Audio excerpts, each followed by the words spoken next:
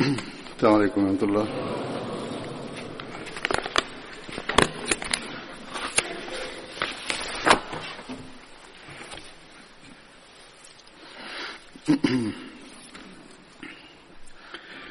أشهد أن لا إله إلا الله وحده لا شريك له وأشهد أن محمدا عبده ورسوله أما بعد فأعوذ بالله من الشيطان الرجيم بسم الله الرحمن الرحيم الحمد لله رب العالمين الرحمن الرحيم مالك يوم الدين إياك نعبد وإياك نستعين اهدنا الصراط المستقيم صراط الذين أنعمت عليهم غير المغضوب عليهم ولا الضالين.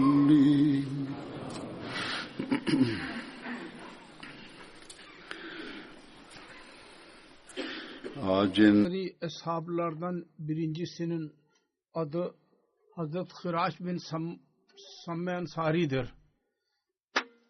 Hazret Hiraç Hazret'in dalı Banu Haşem ile alakası vardı. Annesinin adı Umme Habib idi. Hazret Hiraç'ın evladı arasında Selma ve Abdurrahman. Hazreti Hiraç Bedir ve Uhud gazvelerine katıldı.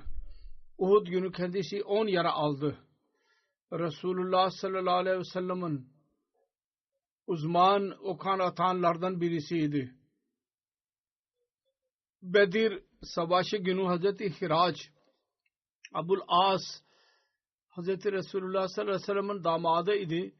Onu esir aldıydı.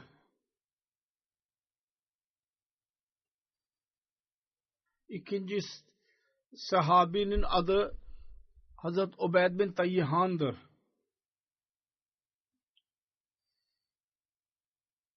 Hazret Ubeyd bin Tayyihan'ın adı Atik bin Tayyihan dahi beyan edilir. Annesinin adı Leyla binti Anik idi. Babası kendisi Abul Haysem'in Bileyyahan'ın erkek kardeşiydi. Banu Abdul Aşal'ın haliflerinden idi. Hazreti Ubeyd 70 Ansar ile birlikte Beyt-i Akba'ya katıldı. Resulullah sallallahu aleyhi ve sellem kendisi ve Hazreti Mesud bin Rabi arasında muakhat yani kardeşlik ilişkisini kurdu. Kendisi erkek kardeşi Abul Haysem ile birlikte Bedir gazvesine katıldı ve Uhud gazvesinde şehit düştü. İkrime bin Ebu Cehil kendisini şehit etti. Şu dahi denilir ki Siffin savaşında Hazreti Ali tarafından savaşırken şehit oldu. Bunda ihtilaf vardır. Fakat her neyse müşterik her iki rivayette söz var şu ki şehit düştü. Kendi evladı arasında iki oğul Hazret Ubeydullah ve Hazret Abbad'ın zikri vardır. Taberi'nin sözüne göre Hazreti Ubad dahi Bedir gazvesine ortak olma saadetine nail oldu. Hazreti Abdullah hakkında denilir ki kendisi Yamama savaşında şehit düştü. Daha sonra zikredeceğim sahabinin adı Hazret Abu Hannan Malik bin Amr'dır. Abu Hanna künyesiydi. Malik bin Amr onun adı idi. Muhammed bin Umar Vakidi kendisini Bedir Bedir'e katılanlardan saymıştır. Adı konusunda ihtilaf vardı. Bazı rivayetlere göre kendi adı Amir ve Sabit bin Numan dahi beyan edilmiştir. Künyesi Abu Habba ve Abu Hayya dahi beyan edilir. Ancak Muhammed bin Ömer Vakıdi diyor ki Abu Habba künyeli iki zat vardır. Birisi Abu Habba bin Gaziya bin Amr ve ikincisi Abu Habba bin Abd Amr al-Mazeri. Her ikisi Bedir gazvesine katılmadılar. Bedir'e katılanlardan hiçbirisinin künyesi Abu Habba değildi. Bedir gazvesine katılanların künyesi Abu Hanna idi. Bu bakımdan diyor ki Abu Hanna idi bunun künyesi. Sonra zikredeceğim başka bir sahabinin adı Hazreti Abdullah bin Zeyd bin Salba'dır. Abdullah bin Zeyd Ansari dahi denilir kendisine. Künyesi Abu Muhammed idi. Babasının adı Hazreti Zeyd bin Salibe idi ve o da sahabi idi. Alakası Ansar'ın Hazretce dalı Banu Ceşem ile alakası vardı. Beyt-i Akba'da 70 Ansar ile birlikte katıldı ve Bedir ve Uhud ve Handek ve diğer gazvelerde Resulullah sallallahu aleyhi ve sellem ile birlikte ortak oldu.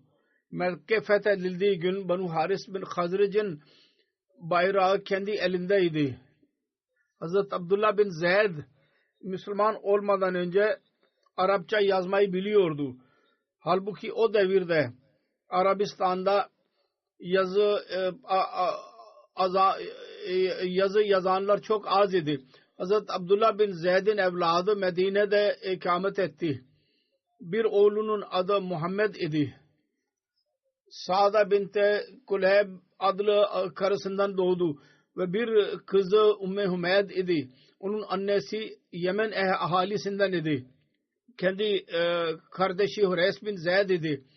Bedri sahabi idi. Ve bir kız kardeşinin adı Kureyba binti Zeyd idi. O da sahabiye idi. Hazret Abdullah bin Zeyd o sahabidir ki rüyada ezan kelimeleri kendisine öğretildi ve kendisi Resulullah sallallahu aleyhi ve sellem'e bunun hakkında bilgi verdi. Resulullah sallallahu aleyhi ve sellem bunun üzerine Hazreti Bilal'e emretti. O kelimelerle ezan okusun. Hazreti Abdullah'ın gördüğü kelimelerle.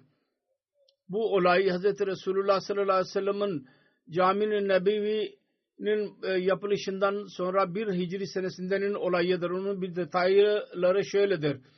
Hazreti Abu Ömer bin Anas Ensari Ansar'dan idi. Amcalarında rivayet eder. Onlar dediler ki Resulullah sallallahu aleyhi ve sellem düşündü ki namaz için insanları nasıl toplayalım? Kendisine arz edildi. Namaz zamanında bir bayrak dikelim. İnsanlar onu görürlerse birbirlerine haber verecekler. Resulullah sallallahu aleyhi ve sellem bu teklifi sevmedi. Ravi diyor ki kendisine Narsinga'dan bahsedildi. Yani Yahudilerin yüksek sesle söyledikleri gibi. Onu da benimsemedi Resulullah. Bu onların korna çalma onların yoludur. Sonra nakustan bahsedildi. Çan çalmak. Dedi ki bu Hristiyanların tavrıdır. Ve Hazret Abdullah bin Zeyd geri gitti. Ve Resulullah sallallahu aleyhi ve sellem'in üzüntüsünden dolayı üzüntülüydü, dua etti. Dedi ki rüyada kendisine ezan gösterildi. Hazret Abdullah bin Zeyd beyan eder. Ben rüya gördüm. Adamın birisini gördüm rüyada. Onun elinde nakus vardı. Sordum ki Allah'ın kulu sen onu satacak mısın? O dedi ki sen onunla ne yapacaksın? Ben dedim ki onun vasıtasıyla namaza çağıracağız. Çan demektir. Ben dedi ki ondan daha iyi bir şey söyleyeyim mi sana? Dedi ki neden olmasın? Hazreti Abdullah dedi ki söyle. Ezan kelimelerini tekrarladı. Allahu Ekber, Allahu Ekber. Allahu Ekber, Allahu Ekber. Eşhedü en la ilahe illallah. Eşhedü en la ilahe illallah. Eşhedü enne Muhammeden Resulullah. Eşhedü enne Muhammeden Resulullah. Hayye alel-salah. Hayye alel-salah. Hayye alel-falah. Hayye alel-falah. Allahu Ekber, Allahu Ekber. La ilahe illallah. Bunun mealini de söyleyeyim, çocuklar için ve yeni Müslümanlar için faydalı olacak. Allah en büyüktür. Ezanı her gün dinliyoruz fakat yine bazıları tercümesini bilmiyorum, ben gördüm. Allah en büyüktür. Allah en büyüktür. 4 defa denilecek. Ben şehadet ediyorum ki Allah dışında ibadete layık başka bir zat yoktur.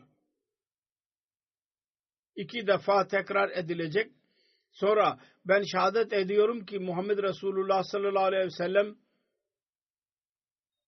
Allah'ın elçisidir. Bu da 2 defadır. Sonra namaza gelin. Hayya alel-salah. Namaza gelin. Hayya alel-falah. Başarıya gelin. Başarıya gelin. Allah en büyüktür. 2 defa denilecek. Sonra la ilahe illallah. Allah dışında ibadet layık başka bir zat yoktur. Sonra diyor ki bu kelimeleri tekrar ettikten sonra o adam benden biraz geriledi. Dedi ki sen namaza ikame ettiğin zaman şöyle deyin. Sonra tekbir kelimesini söyledi, ikamet kelimesini. Allahu Ekber, Allahu Ekber, eşhedü la ilahe illallah, eşhedü enne Muhammeden Resulullah, hayye alel-salah, hayye alel-falah, kad kâmetis salah, kad kâmetis salah, Allahu Ekber, Allahu Ekber, la ilahe illallah.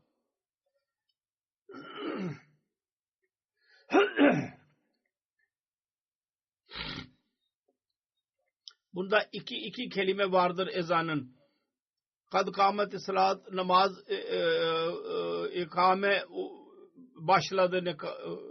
Sonra Allah en büyüktür, Allah en büyüktür. Sonra diyor ki sabah olduğu zaman ben Resulullah sallallahu aleyhi ve sellem'in hizmetine gittim ve gördüğümü kendisine anlattım. Resulullah sallallahu aleyhi ve sellem buyurdu ki şüphesiz Allah isterse bu doğru rüyadır. Sen Bilal ile birlikte dur ve gördüğünü tekrar et. Bu yani kelimelerle ezan okusun. Çünkü onun ezanı sesi senden daha yüksektir. Ben Bilal ile birlikte durdum.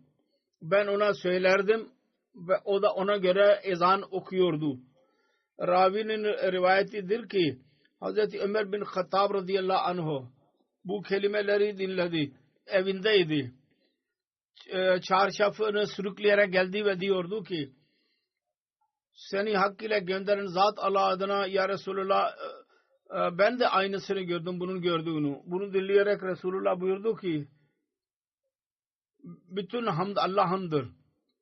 Allah mahsustur. Başka bir rivayette şu kelimeler vardır.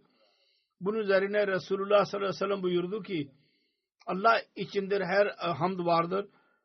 Bu daha kesindir bu söz.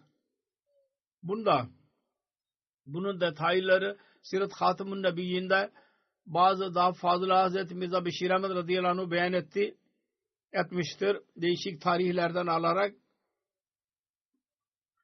beyan eder ki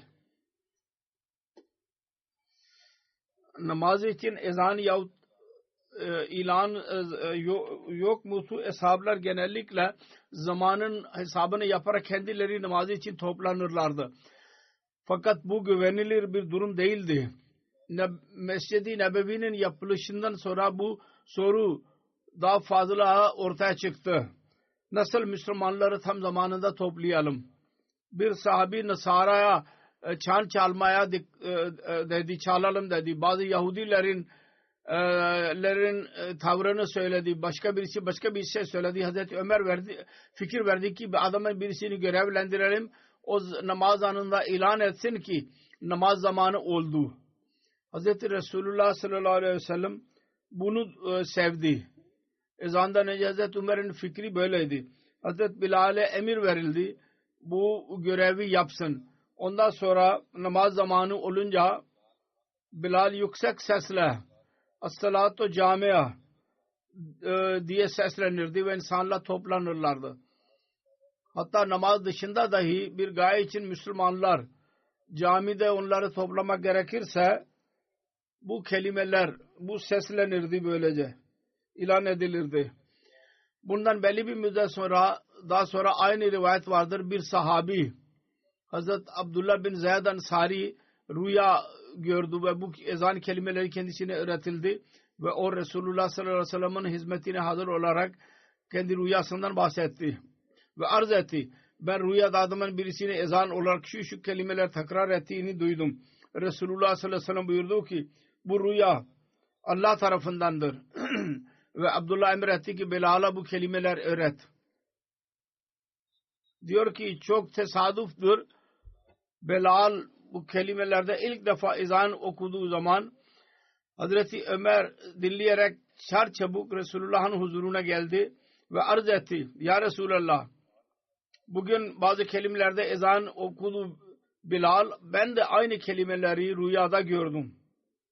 Ve bir rivayet vardır. Hazreti Resulullah sallallahu aleyhi ve sellem ezan kelimelerini dinlediği zaman buyurdu ki buna göre vahiy olmuştur bana. Vahiy edilmiştir. Beşir bin Muhammed kendi babasından rivayet eder. Hazreti Abdullah bin Zeyd kendisine ezan gösterildiği rüyada o kendi malını sadaka etti. Elinde başka bir şey yoktu. Bütün malı sadaka etti. Kendisi ve kendi oğlu onun vasıtasıyla hayatlarını geçiriyorlardı. Başka bir geçim, aynı geçimleriydi. Malikaneleri. Kendisi onu Resulullah sallallahu aleyhi ve sellem'e havale etti. Bunun üzerine babası mal verdiği zaman babası Resulullah sallallahu aleyhi ve sellem'in huzuruna geldi ve arz etti. Ya Resulallah, Abdullah bin Zeyd bütün malını sadaka etti. Ve onun vasıtasıyla hayat geçiriyordu. Resulullah sallallahu aleyhi ve sellem Hazreti Abdullah bin Zeyd'i çağırdı ve dedi ki şüphesiz Allah sana senin sadakanı kabul etti. Sen verdiğini Allah-u Teala bana verdiğini Allah kabul etti. Fakat sen onu miras olarak anne babana söyle. Şimdi miras olarak anne babana geri gönder. Diyor ki Beşir diyor ki biz onu virasette biz onu bulduk. Daha sonra çocuklar dahi onundan payı aldılar. Bir seferinde Resulullah sallallahu aleyhi ve sellem Hazreti Abdullah bin Zeyd kendi tebrik olarak bir defa babası Resulullah sallallahu aleyhi ve sellem'in huzuruna Haccetul Veda günü Mina meydanında manher yani kurban edileceği yerde hazır idi. Ve kendi ansarlardan birisi başka dahi vardı orada. Resulullah sallallahu aleyhi ve sellem kurbanları Abdullah bin Zeyd ve Ansari saatiye bir şey vermedi ve diğerleri de böldü. Sonra bir çarşafta Resulullah sallallahu aleyhi ve sellem kendi saçını kestirdi ve insanlar arasına dağıttı ve sonra Abdullah bin Zeyd ve onun Ansari dostuna kendi tırnaklarını verdi. Hazreti Ayşe'den rivayet edilir. Adamın birisi Resulullah sallallahu aleyhi ve sellem'in huzuruna geldi ve arz etti. Ya Resulallah sallallahu aleyhi ve sellem, Allah adına yemin ediyorum şüphesiz siz benim zatımdan daha fazla seviliyor. Ben sizi kendi zatımdan daha fazla seviyorum. Siz bana benim ehlimden daha fazla ben sizi seviyorum. Şüphesiz evladımdan daha fazla ben sizi seviyorum. Ben evdeydim ve sizi hatırlıyordum. Ben sabır edemedim. Öyle ki ben huzurunuza geldim. Şimdi sizi görüyorum. Kendimin ve sizin elinizi aklıma geldi. Öğrendim ki siz cennete girerseniz diğer peygamberlerle birlikte siz terfi edileceksiniz ve ben korktum. Ben cennete gireceğim zaman sizi orada göremeyeceğim. Bunun üzerine Resulullah sallallahu aleyhi ve sellem ona bir cevap vermedi. Öyle ki Cibril aleyhisselam bu ayet ile indi.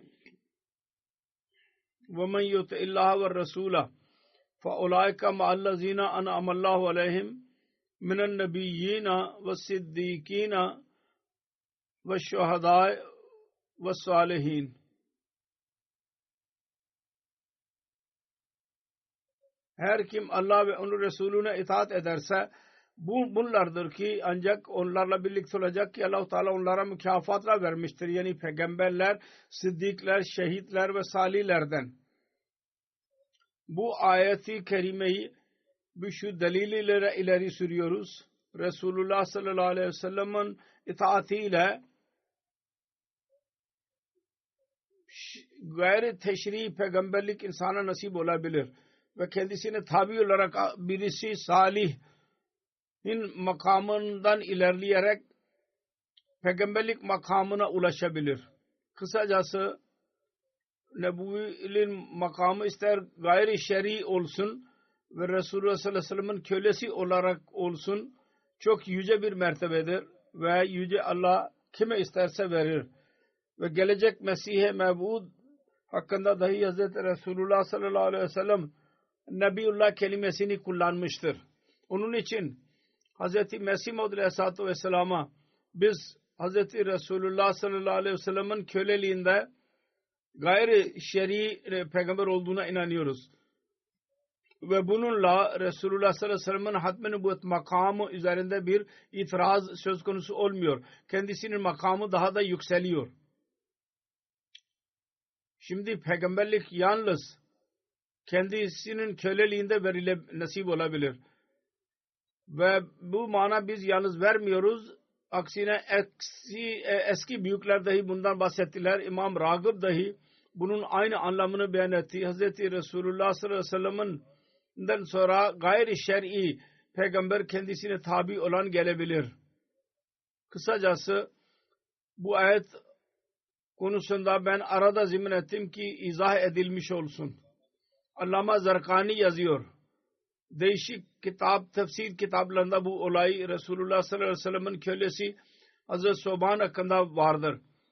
Tefsir Yambul Hayat'ta Makatil bin Süleyman'ın ile alakalı olarak yazılıdır ki bu Hazret Abdullah bin Zeyd Ansari'ydi. Rüyada ezan gördü. Allama Zarkani yazıyor, diyor ki eğer bu doğruysa mümkündür ki her ikisi Resulullah sallallahu aleyhi ve sellem'den bu böyle bir şeyden bahsetmiş olsun ve ondan sonra bu ayet inmiş olsun. Şu dahi zikir vardır. Böyle söz Resulullah sallallahu aleyhi ve sellem'in birçok kimse bunu gördü ve bundan bahsettiler.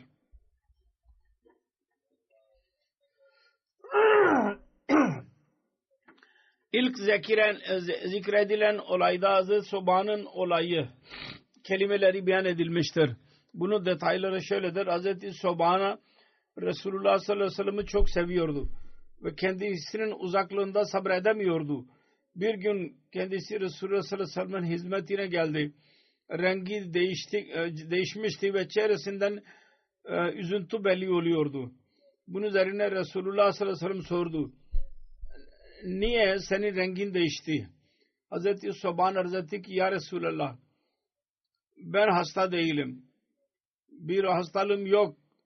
İlla ki ben sizi göremedim. Onun için belli bir müddet sonra ben sizi görmemiştim. Onun için ben çok korktum. Sizinle mulaki olmadan önce. Onun için ahireti ben hatırladım. Sonra tekrar korktum. Ben sizi göremeyeceğim. Çünkü siz peygamberlerle terfi olacaksınız. Cennete girersem de benim makamım sizin makamımdan çok küçük olacak. Cennete giremezsem o zaman hiçbir zaman sizi göremeyeceğim.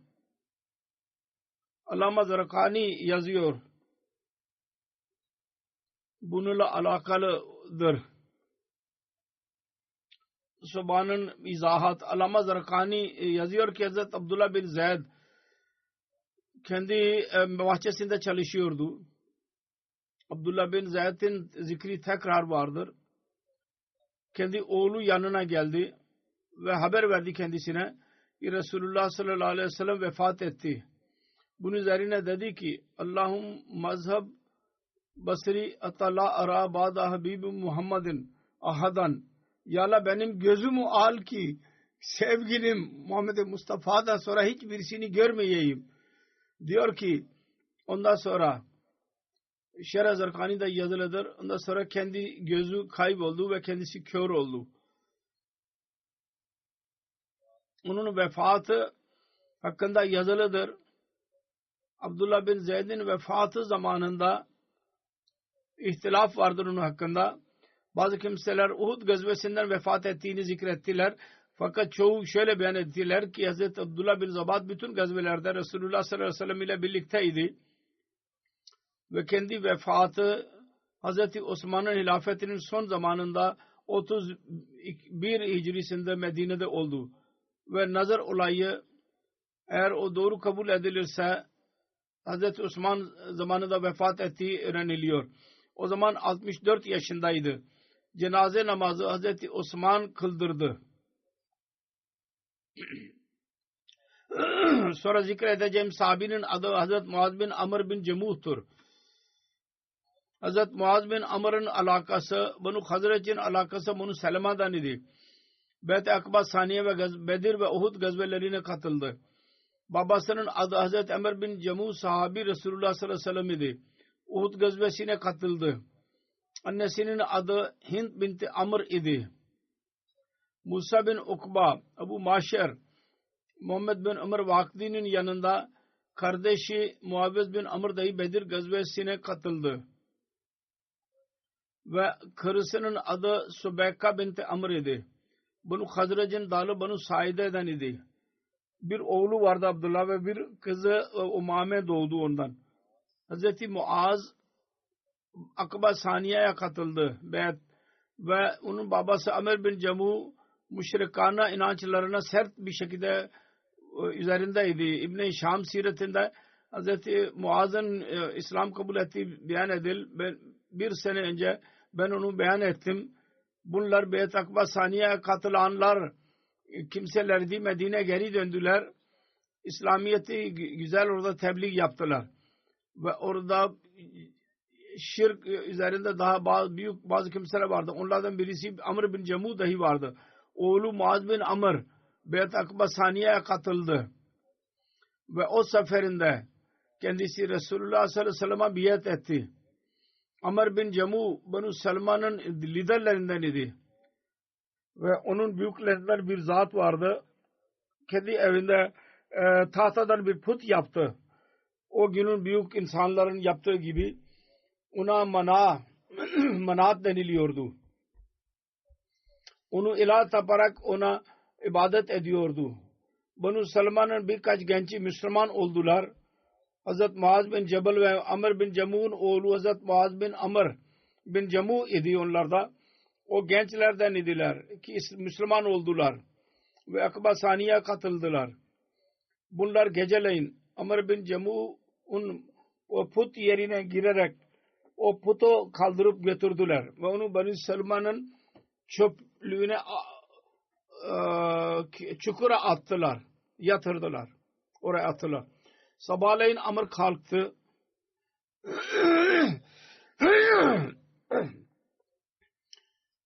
Dedi ki kim bizim putlarımızı aldı götürdü, aradı onu ve ondan sonra bulduğu zaman temizliyordu ve geri getiriyordu ki diyordu ki Allah adına ben önerirsem kim seninle böyle yaptı?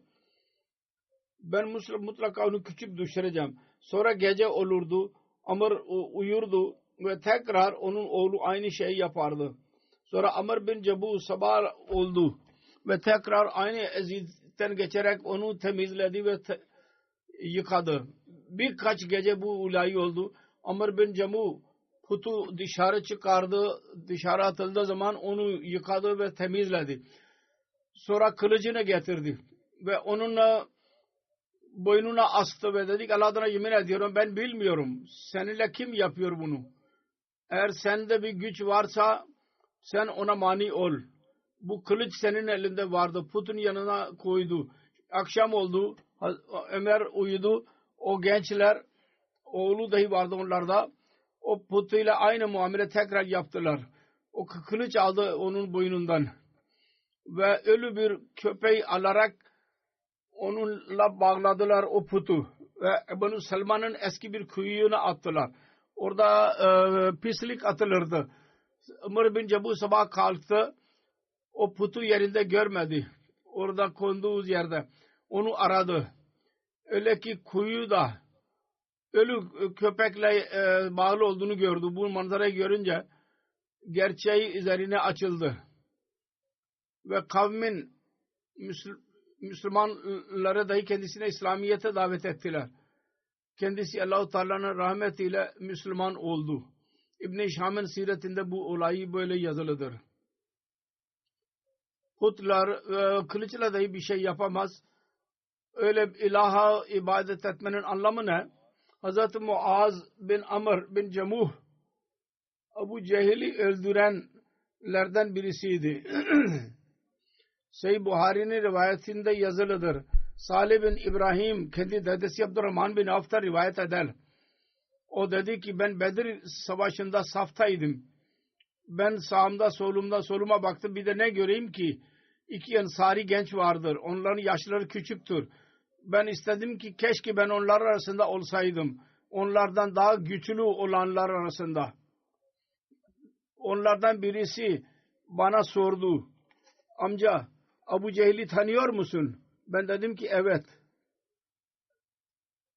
Ne işin var onunla? Dedi ki bana söylendi ki o Resulullah sallallahu aleyhi ve sellem'e küfür ediyordu. Allah adına yemin ediyorum, ben, canım elimde olan Allah'ın adına, ben onu görürsem benim gözüm ondan ayrılmayacak. Aramızdan mukadder olan, ölümü mukadder olan ölmeden. Ben bunun üzerinde hayret ettim. Öteki bana eliyle bastı ve aynı şekilde sordu. Abi küçük bir zaman geçtiydi ki ben Abu Cehil'e insanlar arasında dolaştığını gördüm. Ben dedim ki odur sizin dostunuz ki hakkında sordunuz. Bu diller dinlemez kendi kılıçlarını alarak ona koştular. Ona saldırarak onu öldürdüler. Sonra ikisi geri Resulullah sallallahu aleyhi ve sellem'in yanına ve kendisine haber verdiler. Kendisi sordu. Aranızdan kim onu öldürdü? Dedi ki ben onu öldürdüm. Dedi ki sen kılıçlarını temizlediniz mi? Dediler ki hayır. Kılıçları görerek buyurdu ki her ikiniz onu öldürdünüz. Onun ganimet malı Muaz bin Amr bin Cemuh'a verilecek. Ve her ikisinin adı Muaz idi. Muaz bin Afra ve Muaz bin Amr bin Cemuh. Abu Cehil daha önce dahi zikredilmiştir. Ben beyan ettim. Muaz ve Muavviz'in olaylarını burada tekrar bir soru sorulabilir. Bu adam öldürme olayı değişik hadis kitaplarında ve siretinde beyan edilmiştir.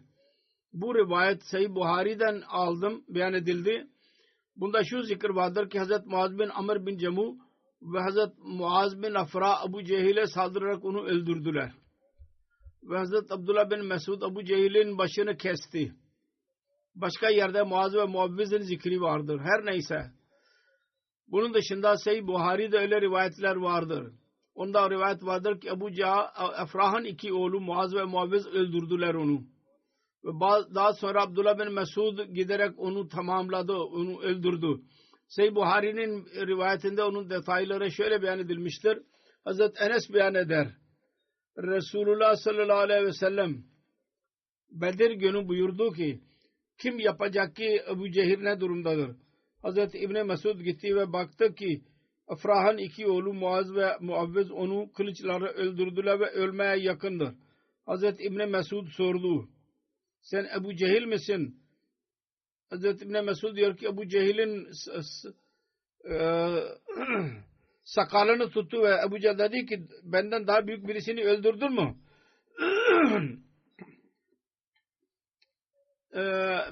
Yahut onun kavmi onu öldürmüş olsun benden daha büyük olan birisini. Her iki rivayet vardır Sahih Buhari'de. 2 adı Muaz ve bir yerde Muaz ve Muavviz 2 ayrı isim var. Bir yerde babaların adı ayrıdır. Bir yerde aynı babadan 2 oğuldan bahsedilmiştir. Kısaca sadece Seyyid Zeynul Abidin radıyallahu anh Veliullah Şah Abu Cehil'in öldürenler nasıl onu tatbik edelim? Bu rivayetleri nasıl izah edelim beyan ederek yazıyor ve diyor ki bazı rivayetlerde vardır Efrah'ın iki oğlu Muaviz ve Muaz Abu Cehil'e ölüme yaklaştırdılar. Daha sonra Hazreti Abdullah bin Mesud onun başını kesti. İmam İbni Hacer bu ihtimaldan bahsetti. Muaz bin Amr ve Muaz bin Afrah'tan sonra Muaviz bin Afrah dahi ona saldırmış olsun. Onun için ilk rivayetlerde iki erkek kardeşinden bahsedilir. Sonra diğer rivayetlerde başka bazı insanlardan bahsedilir. Şerh Fethül Bari'de yazılıdır ki bu her üçü olabilir. Allama Badruddin Eni Abu Cehil'in öldürenleri izah ederek diyor ki Abu Cehil'i Muaz bin Amr bin Cemu ve Muaz bin Afra ve Hazret Abdullah bin Mesud öldürdüler. Hazret Abdullah onun başını kesti ve Resulullah sallallahu aleyhi ve sellem'in huzuruna getirdi. Allama Badruddin Eni daha fazla yazıyor. Sahih Müslim'de vardır. Onu öldüren iki genç Muaz bin Amr bin Cemu ve Muaz bin Afrah'tırlar. Muaz bin Afrah'ın babasının adı Haris bin Afrah idi ve Afrah onun annesiydi. Ubeyd bin Salba Necariye'nin kızı idi. Aynı şekilde Sahih Buhari Kitabul Cihad'ta Bab Mallam Yakum da zikir vardır. Hz. Muaz bin Amr idi ki Ebu Cehil'in ayağını kesti ve onu düşürdü. Sonra Muaviz bin Afrah onu öldürdü. Öyle ki onu yere düşürdü. Sonra onu terk etti çünkü onda daha can vardı. Sonra Hazreti Abdullah bin Mesud ona saldırdı. Kuvvetli bir şekilde onun başını ayırdı bedeninden. Sonra diyor ki eğer densin ki bunları bir yerde beyan etmenin anlamı ne? Ben diyorum ki belki Ebu Cehil'i öldürmek bütün onların işidir. Onun için hepsini birleştirdim. Zarkani'nin bir rivayetine göre Hazreti Abdullah bin Mesud Ebu Cehil'i gördü. Son nefes alıyordu. Bunun üzerine Hazreti Abdullah bin Mesud kendi ayağını Ebu Cehil'in boynu üzerine koydu ve dedi ki ey Allah'ın düşmanı Allah seni küçük düşürdü. Bunun üzerine kibirli bir şekilde Ebu Cehil dedi ki ben küçük düşmedim ve senden daha büyük onurlu birisini öldürdünüz mü? Bende bir ağır göremiyorum küçüklük. Sonra Ebu Cehil sordu ki bana söyle kim başarıya ulaştı? Kim zafere ulaştı? Zafer kimin eline geçti? Hazreti Abdullah bin Mesud cevap verdi. Allah ve onun Resulü zafere ulaştılar.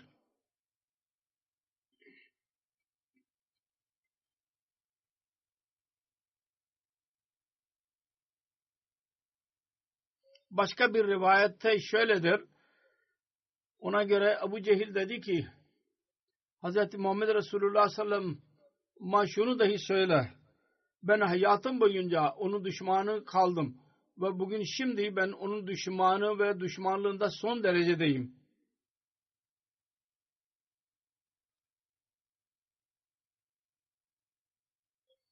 Hz. Abdullah bin Mesud Ebu Cehil'in başını kesti. Ve onun başıyla birlikte Resulullah sallallahu aleyhi ve sellem'in huzuruna geldi. Resulullah dedi ki ben nasıl Allah katında bütün peygamberlerden daha yüce, daha onur sahibiyim ve benim ümmetim bütün diğer ümmetlerden daha onur sahibidir. Aynı şekilde bu ümmetin firavunu bütün diğer ümmetlerin firavunundan daha şiddetlidir. Ve sebebi de şudur ki hatta iza adrakahul mautu hadrakahul garaku kala amantu ennehu la ilahe illallazi amanat bihi banu İsrail. Yani sel kendisine yaklaştığı zaman Kur'an-ı Kerim'de vardır. O dedi ki ben iman ediyorum. Başka ilah yoktur. Beni İsrail'in inandıkları dışında. Firavun bunu söyledi. Bu ümmetin firavunu düşmanlıkta ve kafirlikte daha serttir. Ölürken dahi bu Cehil'in sözlerinden belli oluyor. Bunun dışında rivayetler teşhudu vardır ki Ebu Cehil'in ölümü üzerinde haber vardır. Resulullah sallallahu aleyhi ve sellem Ebu Cehil'in başını görünce dedi ki Allahullazi la ilahe illahu Allah odur ki onun dışında ibadete layık başka bir zat yoktur. Aynı şekilde Resulullah dedik 3 defa dedi ki Elhamdülillahillazi a'azzal İslam'a ve ahlahu. Her hamd Allah'ın ayettir ki Müslümanları ve İslamiyet'e onur verdi. Aynı şekilde şu zikir vardır. Resulullah sallallahu aleyhi ve sellem buyurdu ki şüphesiz her ümmetin bir firavunu olur. Bu ümmetin firavunu Ebu Cehil idi. Allah Teala onu çok kötü bir şekilde öldürdü. Hazreti Muaz bin Amr bin Cemuh'un ölümü Hazreti Osman devrinde oldu. Halife bin Khiyat beyan eder. Muaz bin Amr bin Cemuh Bedir günü bir yara aldı. Ondan sonra Hazreti Osman'ın zamanına kadar hasta kaldı. Sonra Medine'de vefat etti. Hazreti Osman kendi cenazesini kıldırdı ve Cennetul Beki'de defnedildi. Hazreti Ebu Hureyre radıyallahu anh'dan rivayet edilir. Resulullah sallallahu aleyhi ve sellem buyurdu ki Muaz bin Amr bin Cemuh ne iyi insandır. Allah-u Teala binlerce rahmet eylesin onlar üzerine. Onlar Allah ve onun Habibi'nin sevgisine dalarak onu Allah-u Teala'nın rızasını elde edenler oldular. Namazdan sonra ben bir gayb cenazeyi kıldıracağım. Sayın Malik Sultan Harun Bey'in cenazesidir. 27 Mart günü İslamabad'ta vefat etti. İnna lillahi ve inna ileyhi raciun. Bu zat bunun oğlu, büyük oğlu 4. Halife rahmetullah'ın damadıdır. Küçük kızıyla evlidir. Doğuştan itibaren Malik Sultan Harun Ahmedi idi. Babasının adı Colonel Malik Sultan Muhammed idi. 23 yaşında 1923 senesinde Hazreti Müslim Maud radıyallahu anh'ın eli üzerinde biat etti ve kendi ailesinde tek başına Ahmedi idi. Sonra Hazreti Müslim Maud evlendirdi kendisini. Ayşe Sıddika Hanım Hazreti Çavdari Fatih Muhammed Seyal ile kendisini evlendirdi. Ve bu aile Pencab'ın onurlu ailelerinden Nawab hanedanlarından idi. Malik Amir Muhammed Han Batı Pakistan'ın valisiydi. Kalabağ Nawabı olarak tanınırdı. Colonel Malik Sultan Muhammed'in babasının amcasının oğluydu. Bunun dedesinin adı Malik Sultan Surkhru Khan idi. Ve İngiliz krallığı vardı Hindistan'da o zaman. Hindistan ve Pakistan'da Nawab oluşundan dolayı bir makamı vardı kendisinin.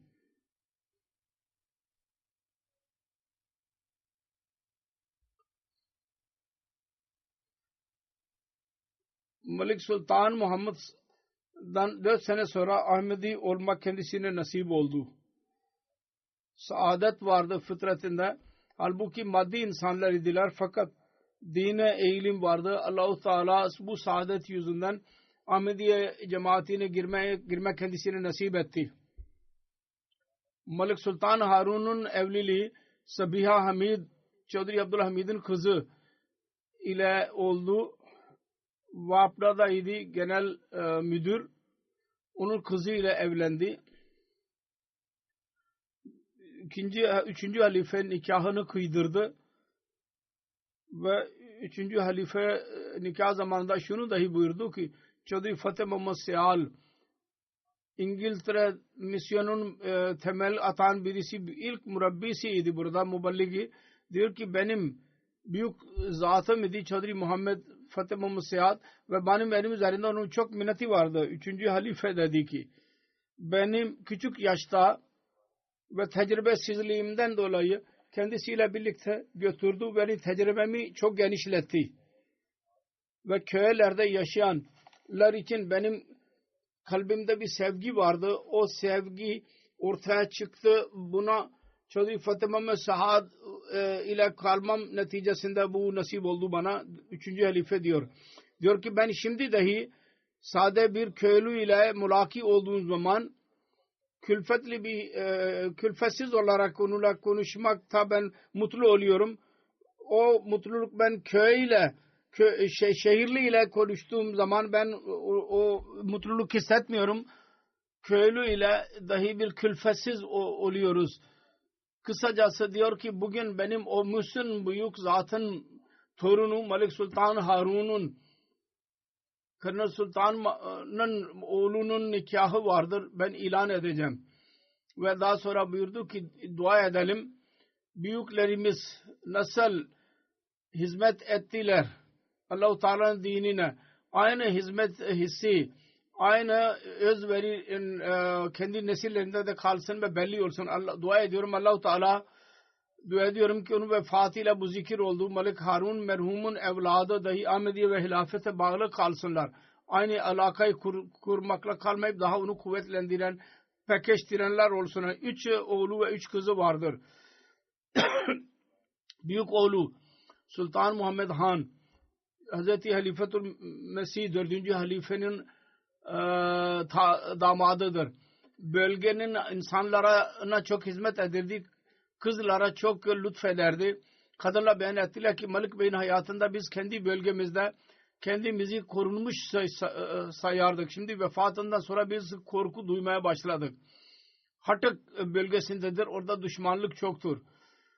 Ve orada katı kalplilik dahi çoktur ve fakirlerin bir hak verilmiyor.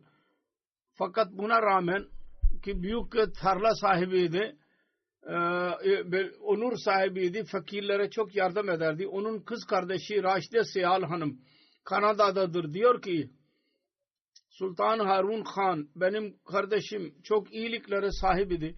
Ahmediye için büyük onu hamiyet gösteren, hilafet için can atan, dostların dostu ve düşmanlara düşman, fakirlerin güvencesiydi. Diyor ki bir seferinde 4. halife bana bir mektubunda yazdı. Senin baban Ahmedi için bir kılıç idi. Kırnal Sultan Muhammed Albay ve senin kardeşlerinde de dahi aynı renk vardır, aynı vasıf vardır. 3. halife bir seferinde kendisine buyurdu. O bölgede çok düşmanlık vardı.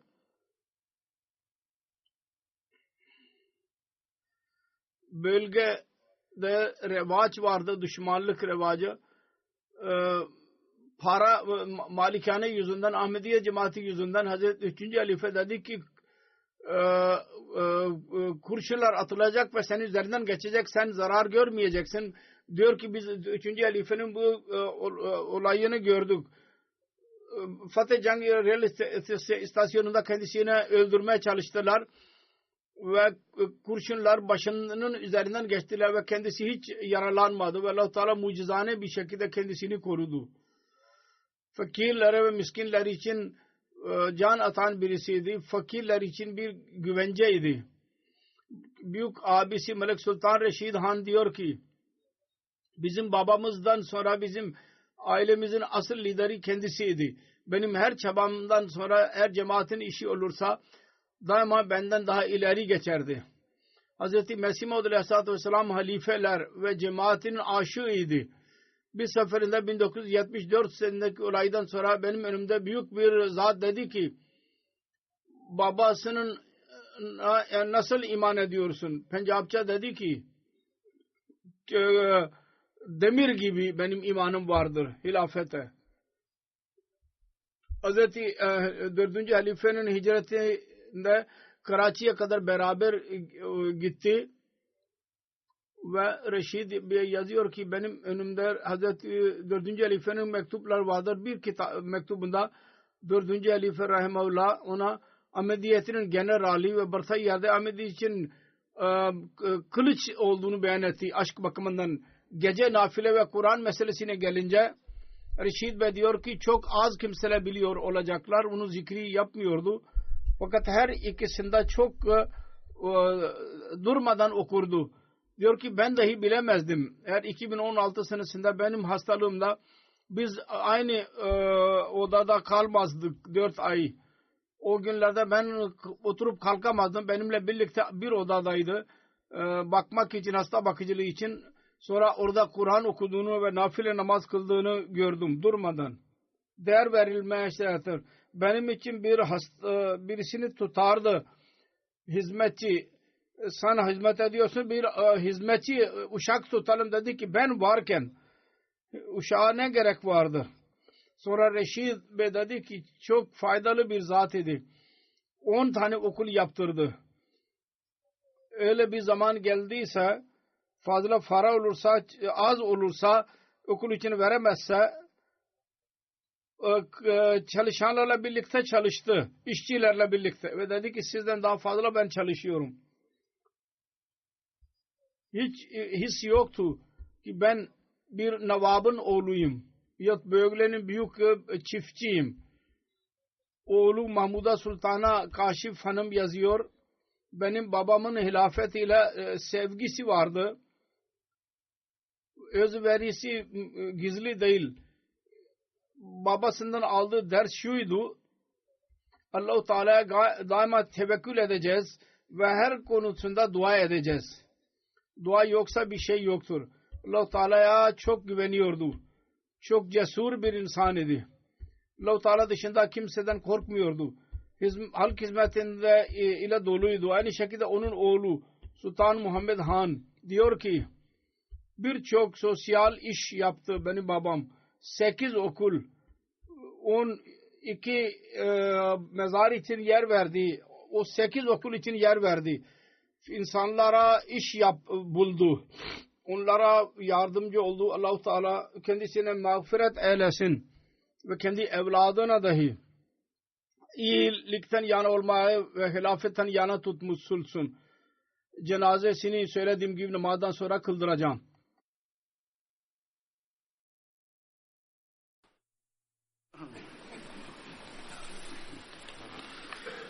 Elhamdülillah nahmaduhu ve nestainuhu ve nestağfiruhu ve nu'minu bihi ve netevekkalu aleyh ve na'udzu billahi min şururi enfusina ve min seyyiati a'malina. من يهده الله فلا مضل له ومن يضلل فلا هادي له ونشهد أن لا إله إلا الله ونشهد أن محمدا عبده ورسوله عباد الله رحمكم الله إن الله يأمر بالعدل والإحسان وإيتاء ذي القربى وينهى عن الفحشاء والمنكر والبغي يعظكم لعلكم تذكرون اذكروا الله يذكركم وادعوه يستجب لكم ولذكر الله أكبر